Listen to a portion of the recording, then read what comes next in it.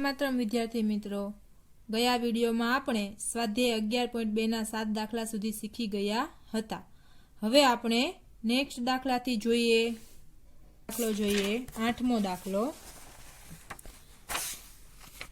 मोहन एक समलंब चतुष्कोण आकारનું ખેતર ખરીદવા ઈચ્છે છે। મોહન છે એને એક ખેતર ખરીદવું છે। એ કેવા આકારનું છે તો કે સમલંબ ચતુષ્કોણ આકારનું છે। તો અહીંયા લખીએ समलंब चतुष्कोण। खेतरनो आकार केवो छे? समलंब चतुष्कोण छे। आ खेतरनी नदी तरफनी बाजुए रस्ता तरफनी बाजुने समांतर अने अंतरमां बमणी छे। हवे जो आ जे छे ई खेतर छे। आ शुं छे? खेतर छे। खेतरनी एक बाजुए रस्तो छे अने बीजी बाजुए शुं देखाय छे? नदी छे। एक बाजुए शुं छे? रस्तो छे अने एक बाजुए शुं छे? नदी छे। तो नदी तरफनी बाजू छे ई रस्ता तरफनी बाजू करता बमणी छे। एटले के धारो आने आपणी पासे माप नथी एटले आने x धारी लईए तो आ एना करता बमणी एटले केटली होय? 2x होय। अने बे वच्चेनुं बे वच्चेनुं अंतर केटलुं छे? 100 मीटरनुं छे। बे वच्चेनुं अंतर केटलुं छे? 100 मीटरनुं छे। अने आखा खेतरनुं क्षेत्रफळ आपी दीधुं छे 10,500 मीटर स्क्वेर। अने आ खेतरनी समांतर बाजू वच्चेनुं लंब अंतर 100 मीटर होय तो खेतरनी नदी तरफनी बाजुनी लंबाई शोधो। એટલે આ નદી તરફની બાજુની લંબાઈ શોધવાની છે। બરાબર છે। તો સમલંબ ચતુષ્કોણ આકારનું ખેતર છે।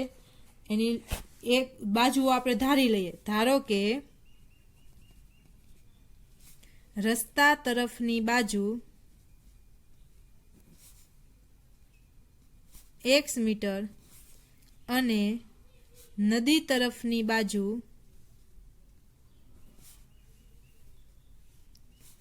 2x मीटर छे।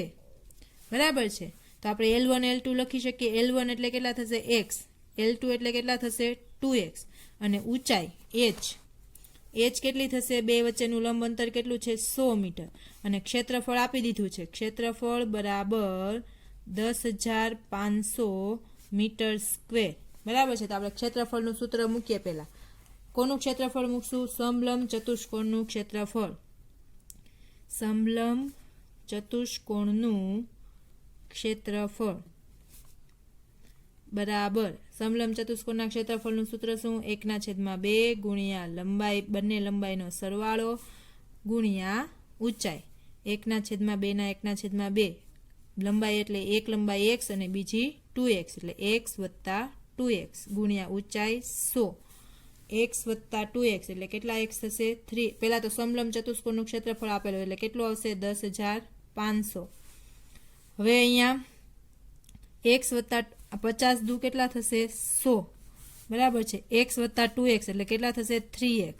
તો 10,500 બરાબર 3x ગુણ્યા 50। આ 50 ગુણાકારમાં છે। આ બાજુ લઈએ તો ક્યાં આવશે? ભાગાકારમાં આવશે। બરાબર છે। અથવા તો 50 5 તેરી 15 150 कर नाखो तो चालशे एटले 10,500 बराबर 50 गुणिया 3 एटले 150 x। बराबर छे। हवे आ 150 ने आपणे आ बाजू लईए। अहींया गुणाकारमां छे। आ बाजू आवशे तो क्यां आवशे? भागाकारमां आवशे। क्यां आवशे? भागाकारमां आवशे। तो 10,500 छेदमां 150 बराबर x। 0 0 उड़ी गયું। કેટલા આવશે? 1050 ભાગ્યા 15 કરવાના। તો અહીં આપણે કરીએ 1050 ભાગ્યા 15 15 સત્તા 105 અને આ શૂન્ય વધ્યું એ ક્યાં જવા દેવાનું? ઉપર। એટલે કેટલા આવશે? 70। x બરાબર કેટલા મળ્યા? 70 મીટર। x બરાબર કેટલા મળ્યા? 70 મીટર। હવે આપણે જે રસ્તાની લંબાઈ ધારેલી હતી એમાં આપણે કિંમતો મૂકીશું। તો અહીંયા લખીએ તેથી રસ્તા તરફની બાજુ બરાબર x મીટર। તો x એટલે કેટલા આવ્યા? તો કે 70 મીટર। અને નદી તરફની બાજુ બરાબર 2x મીટર। એટલે 2 ગુણ્યા 70 એટલે કેટલા થશે? 140 મીટર। તેથી નદી તરફની રસ્તાની લંબાઈ કેટલી હશે? 140 મીટર. સમજ પડી ગઈ? તો અહીંયા લખશું તેથી નદી તરફના રસ્તાની લંબાઈ 140 મીટર થાય. સમજ પડી ગઈ? આગળનો દાખલો જોઈએ. 9મો દાખલો. જમીનથી ઉપર ઉઠેલ એક ઓટલો છે, તેની ઉપરનું સમતલ સમબાજુ અષ્ટકોણ છે. જો સમબાજુ અષ્ટકોણ એટલે કે એની બધી જ બાજુના માપ કેવા હોય? સરખા જ હોય. જે આકૃતિમાં દર્શાવેલ છે આ અષ્ટકોણીય સમતલનું ક્ષેત્રફળ શોધો. આ એક અષ્ટકોણ છે. અષ્ટકોણનું ક્ષેત્રફળ શોધવાનું કીધું છે. અષ્ટકોણ છે એ સમબાજુ છે. અહીંયાથી હું આને ડિવાઈડ કરું, મારે આખું ક્ષેત્રફળ જોઈતું છે. બરાબર છે? તો મેં આને 3 કટકા કર્યા. આ 2 છે એ સમલંબ ચતુષ્કોણ થયા અને આ જે છે એ લંબચોરસ થયું. હવે એની અષ્ટકોણ છે એની બધી બાજુ કેવી હશે? સરખી. આ 5 છે તો આ પણ 5 હશે, અહીંયા નીચે પણ 5 હશે, આ પણ 5 હશે, આ પણ 5 હશે, આ પણ 5 અને આ પણ 5. બરાબર છે? અષ્ટકોણ છે એ કેવું છે? નિયમિત છે એટલે કે સમબાજુ, બધી બાજુના માપ કેવા છે? સરખા. તો અહીંયાથી આ જે સમલંબ ચતુષ્કોણ બને છે, આ સમલંબ ચતુષ્કોણ પણ કેવો હશે? સરખા માપનો જ હશે. આના જે અહીંયાથી આટલો ભાગ છે, આ જે લંબ છે દોરેલો લંબ, એટલું માપ 4 મીટર છે, તો આનું પણ કેટલું હશે? 4 મીટર જ હશે. બરાબર છે? તો આ એક લંબચોરસ મળે છે અને આ 2 સમલંબ ચતુષ્કોણ મળે છે. હવે આખાનું ક્ષેત્રફળ જોઈતું હોય તો આ ત્રણેયના ક્ષેત્રફળ શોધીને એનો સરવાળો કરું તો મને આખા અષ્ટકોણનું ક્ષેત્રફળ મળી શકે છે. એટલા માટે મારે આખા અષ્ટકોણના ક્ષેત્રફળ માટે પહેલાં તો આ લંબચોરસની લંબાઈ અને પહોળાઈ હોવી જોઈએ. તો આ લંબાઈ 11 મીટર અને પહોળાઈ 5 મીટર છે. હા છે. હવે આ સમલંબ ચતુષ્કોણ માટે શેની જરૂર પડે? તો કે એની 2 જે સમાંતર બાજુઓ છે એની લંબાઈ અને એની ઊંચાઈ. તો એ પણ છે આપણી પાસે. બરાબર છે? તો આપણે પહેલાં લખીએ સમલંબ ચતુષ્કોણ માટે.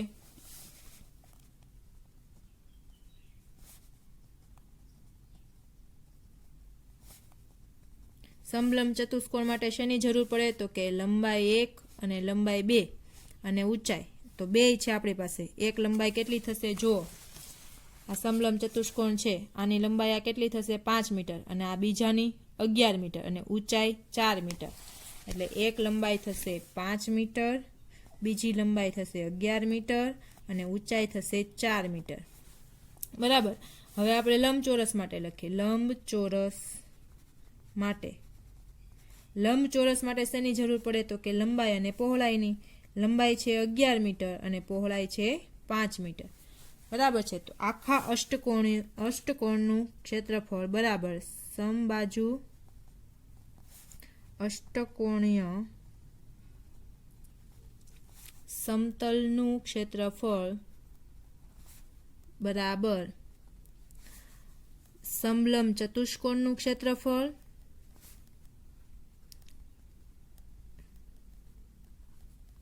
આવા કેટલા સમલંબ ચતુષ્કોણ છે? તો કે 2 સમલંબ ચતુષ્કોણ છે. કેટલા સમલંબ ચતુષ્કોણ છે? તો કે 2. એટલે આને ગુણ્યા કેટલા કરવા પડશે? 2 વત્તા લંબચોરસનું ક્ષેત્રફળ. 2 સમલંબ ચતુષ્કોણ અને એક લંબચોરસ, આ ત્રણેયનો સરવાળો કરું તો આખા અષ્ટકોણનું ક્ષેત્રફળ મળી શકે છે. તો 2 ના 2 સમલંબ ચતુષ્કોણના ક્ષેત્રફળનું સૂત્ર શું? 1/2 ગુણ્યા એને ગુણ્યા L1 વત્તા L2 એને ગુણ્યા ઊંચાઈ h. બરાબર. વત્તા લંબચોરસના ક્ષેત્રફળનું સૂત્ર શું? તો કે લંબાઈ ગુણ્યા પહોળાઈ. હવે આમાં સૂત્રમાં કિંમતો મૂકીએ. 2 ના 2 1/2 છે. બરાબર.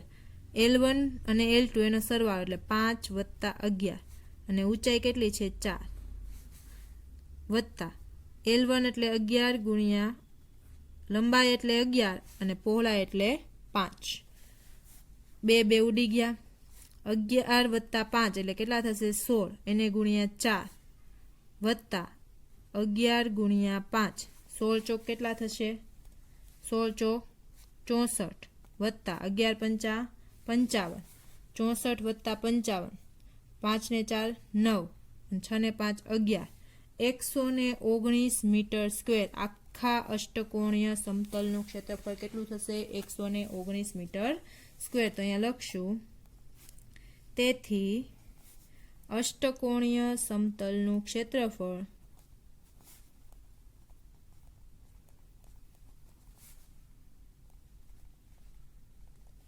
,119 મીટર સ્ક્વેર થાય છે.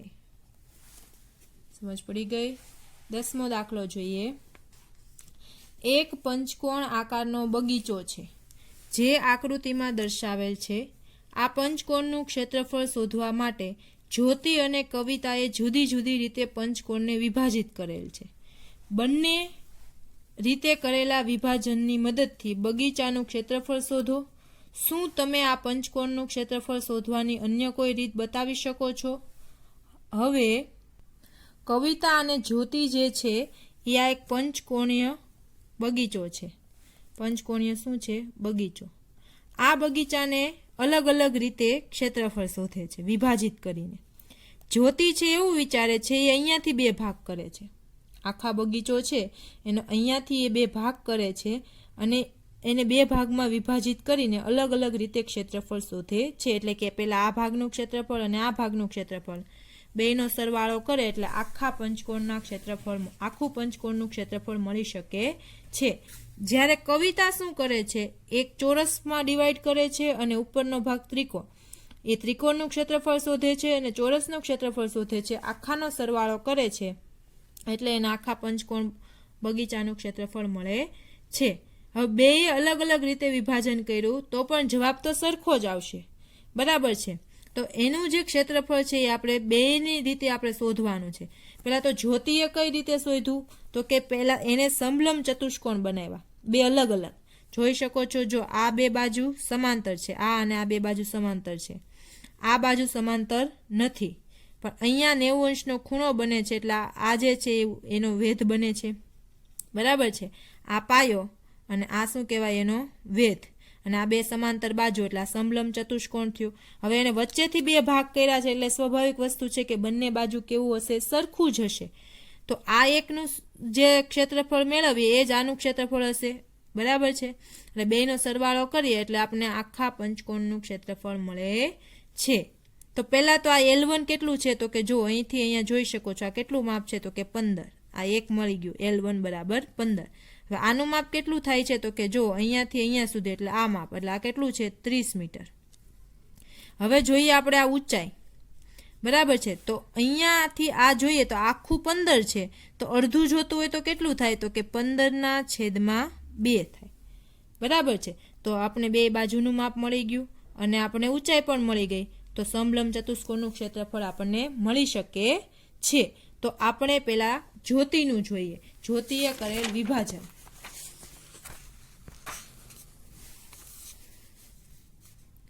જ્યોતિએ કરેલ વિભાજન. બરાબર છે? તો જ્યોતિનું આપણે જોઈએ તો સમલંબ ચતુષ્કોણનું ક્ષેત્રફળ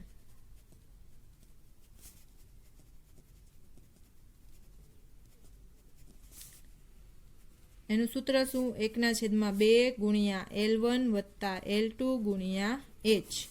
1/2 L1 એટલે કેટલા હતા? 15. L2 એટલે કેટલા હતા? 30. અને ઊંચાઈ એટલે કેટલી હતી? તો કે 15/2. 15 વત્તા 30 એટલે કેટલા થશે? 15 ને 30 45 ગુણ્યા 15/2. અંશ સાથે અંશ ગુણાય, છેદ સાથે છેદ ગુણાય. તો 45 ગુણ્યા 15/2 ગુણ્યા 2 એટલે કેટલું થશે? 45 ગુણ્યા 15 એટલે 675. 2 ગુણ્યા 2 એટલે 4. એકમ શું આવશે? Metre square. આ મળ્યું આપણે સમલંબ ચતુષ્કોણનું ક્ષેત્રફળ. આવા કેટલા સમલંબ ચતુષ્કોણ એને બનાવ્યા હતા? 2. તો અહીંયા લખશું 2 સમલંબ ચતુષ્કોણનું ક્ષેત્રફળ બરાબર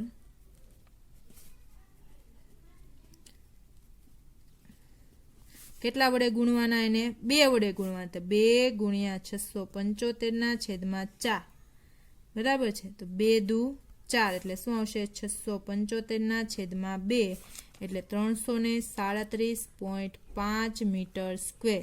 આ થઈ ગયો જવાબ. તો જ્યોતિએ કરેલ વિભાજન પ્રમાણે પંચકોણીય ખેતરનું ક્ષેત્રફળ કેટલું મળ્યું? પંચકોણીય બગીચાનું 337.5 મીટર સ્ક્વેર. બરાબર છે. હવે આપણે જોઈએ કવિતાએ કરેલ વિભાજન. તો એના માટે એને શું કરેલું હતું કવિતાએ? તો કે એક ચોરસ બનાવ્યું અને ઉપર ત્રિકોણ બનાવ્યો. તો હવે એના માપ લખીએ. તો કે જો અહીંયા 15 આપેલું છે, તો ચોરસમાં એક બાજુનું માપ આ 15, તો ચોરસની ચારે બાજુનું માપ 15 જ હોય, આ પણ 15 જ હોય. બરાબર છે. હવે અહીંયાથી તે અહીંયા સુધી 30 છે. હવે આ જોઈએ છે, આટલો ભાગ જોઈએ છે આપણે. બરાબર છે. તો અહીંયાથી આટલો જોઈતો હોય, આ તો આટલું 15 હોય, તો આખું 30 છે, તો અહીંયા સુધી 15 હોય, તો આ પણ કેટલું થશે? 15 થશે. તો આ પણ કેટલું થશે? 15 થશે. બરાબર છે. આ 15, આ 15 ને આ 15, તો આ પણ કેટલું થશે? 15. હવે એના ચોરસનું ક્ષેત્રફળ શોધવાનું અને ત્રિકોણનું ક્ષેત્રફળ શોધવાનું. એટલે આપણને આખા પંચકોણીય જે આકૃતિ છે એનું આપણને ક્ષેત્રફળ મળી શકે છે. બરાબર છે. તો પહેલાં આપણે ત્રિકોણનું ક્ષેત્રફળ શોધીએ. પાયો છે અને વેધ પણ છે. તો લખીએ. હવે કોનું છે? કવિતાએ કરેલ વિભાજન.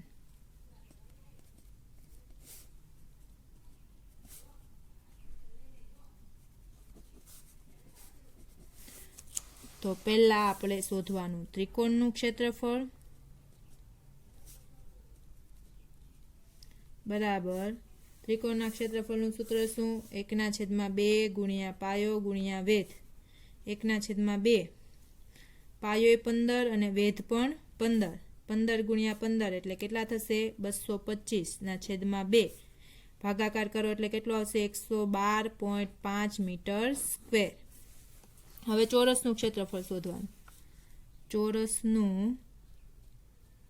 ક્ષેત્રફળ બરાબર. ચોરસના ક્ષેત્રફળનું સૂત્ર શું? લંબાઈ ગુણ્યા લંબાઈ. 15 ગુણ્યા 15 એટલે કેટલા આવશે? 225 મીટર સ્ક્વેર. અલગ અલગ ક્ષેત્રફળ મળ્યું. હવે આખી પંચકોણીય આકૃતિનું ક્ષેત્રફળ જોતું હોય તો બેયનો શું કરવાનો? સરવાળો કરવાનો. તો પંચકોણીય આકૃતિનું ક્ષેત્રફળ બરાબર 225 વત્તા 112.5 મીટર સ્ક્વેર. સરવાળો કરો તો કેટલો જવાબ આવશે? 337.5 મીટર સ્ક્વેર. બરાબર છે.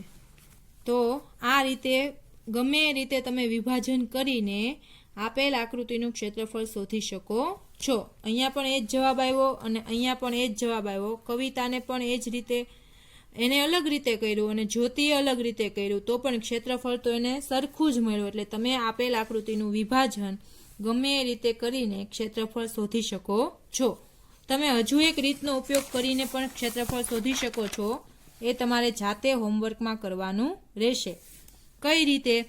તો કે જો આ એક ત્રિકોણ બરાબર છે, આ તમે બીજો ત્રિકોણ બનાવી દો, આ એક બીજો ત્રિકોણ અને આ એક ત્રીજો ત્રિકોણ. ત્રણેય અલગ અલગ ત્રિકોણમાં વિભાજન કરીને તમે ક્ષેત્રફળ શોધી શકો છો.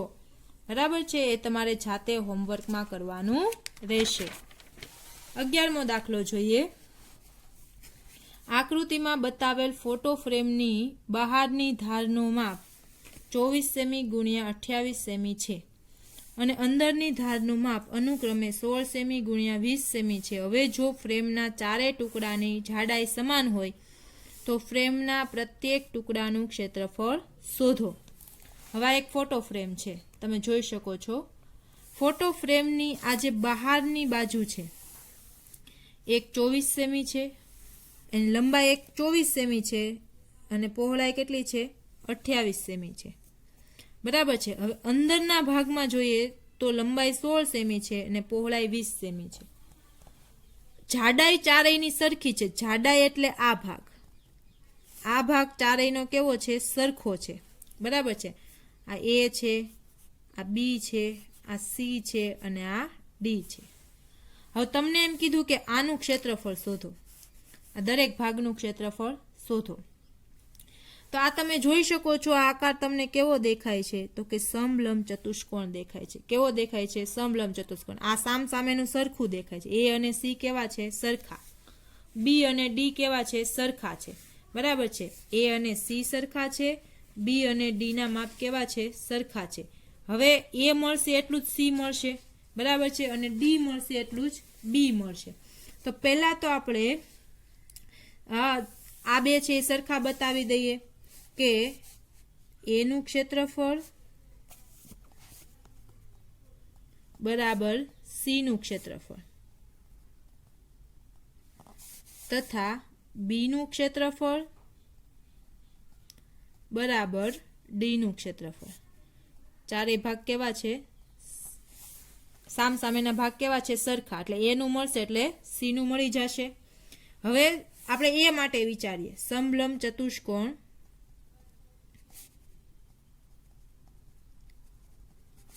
એ અને સી માટે, કેમ કે બેમાં સરખું જ હશે, બરાબર છે. તો એ માટે એક લંબાઈ થશે 16 સેમી, L1 બરાબર 16 સેમી, L2 બરાબર કેટલા થશે? 24 સેમી થશે. હવે ઊંચાઈ h જોઈએ, આ જોઈએ છે, તો એ કેવી રીતના મળશે? તો કે તમને આખું કેટલું આપેલું છે? અહીંયા જુઓ, અહીંયા આ ભાગ જોઈએ છે તમારે, આટલો ભાગ જોઈએ છે. તો આખો તમારી પાસે છે, અહીંયા જોડ્યો આખો કેટલો છે? 28. અહીંયાથી લઈને અહીંયા સુધી આખું કેટલું છે? 28. અને વચ્ચેનું કેટલું છે? આ 20. આટલું કેટલું છે? 20 છે. હવે આ જે 28 નો કટકો છે એમાંથી હું 20 બાદ કરી નાખું એટલે મને આ બે બાજુનો સરવાળો મળે. હજી એને ભાગ્યા 2 કરું એટલે મને આટલું મળવાનું છે. સમજ પડે છે? આખું 28 છે, એમાંથી આ 20 હું બાદ કરી દઉં. ત્યાર પછી વધે જે આ કટકો અને આ કટકો, હજી એના બે ભાગ કર મળી શકે છે. અને ચારેય માટે એટલો ભાગ કેવો છે? સરખો છે. કેવો છે? સરખો છે. તો ઊંચાઈ h બરાબર 28 માઇનસ 20, એને ભાગ્યા કેટલા કરવાના? 2. તો 28 માંથી 20 જાય તો 8, એને ભાગ્યા 2 એટલે કેટલું આવશે? 4 સેમી. ચાલો હવે ક્ષેત્રફળ મળી શકે એમ છે, બરાબર છે. તો આપણે શોધીએ સમલંબ ચતુષ્કોણનું ક્ષેત્રફળ બરાબર 1/2 ગુણ્યા L1 વત્તા L2 ગુણ્યા h. 1/2 L1 કેટલા છે? 16, L2 કેટલા છે? 24 ગુણ્યા h એટલે 4, 2 દુ 4, 16 વત્તા 24 એટલે કેટલા થશે? 40, 40 ગુણ્યા 2 એટલે કેટલું આવશે? 80 સેમી સ્ક્વેર.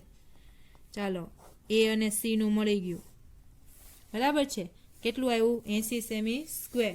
હવે આપણે કોના માટે વિચારીએ? સમલંબ ચતુષ્કોણ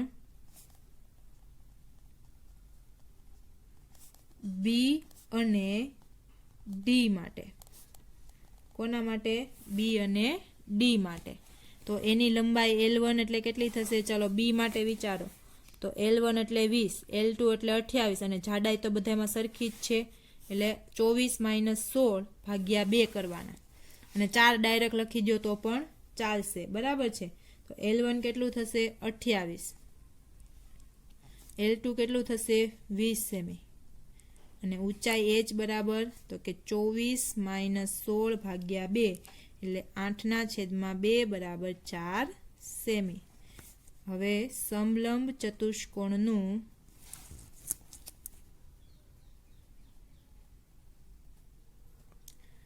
ક્ષેત્રફળ બરાબર 1/2 ગુણ્યા L1 વત્તા L2 ગુણ્યા h. 1/2 L1 કેટલા? 28, L2 કેટલા? 20 ગુણ્યા h એટલે 4, 2 દુ 4, 28 વત્તા 20 એટલે કેટલા થશે? 48 ગુણ્યા 2, 48 ગુણ્યા 2 એટલે કેટલા આવશે? 96 સેમી સ્ક્વેર. તો એ અને સી નું ક્ષેત્રફળ કેટલું થશે? 80 સેમી સ્ક્વેર.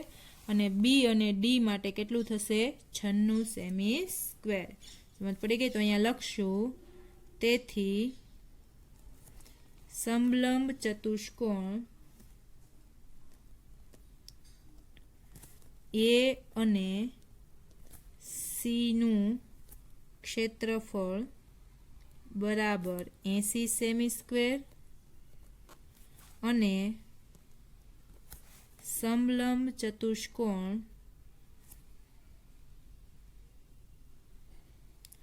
બી અને ડીનું ક્ષેત્રફળ બરાબર 96 સેમી સ્ક્વેર થાય. તો અહીંયા સુધી આપણે શીખી ગયા. હવે પછીનું આગળનું ચેપ્ટર આપણે નેક્સ્ટ વિડીયોમાં જોઈશું. ત્યાં સુધી વંદે માતરમ.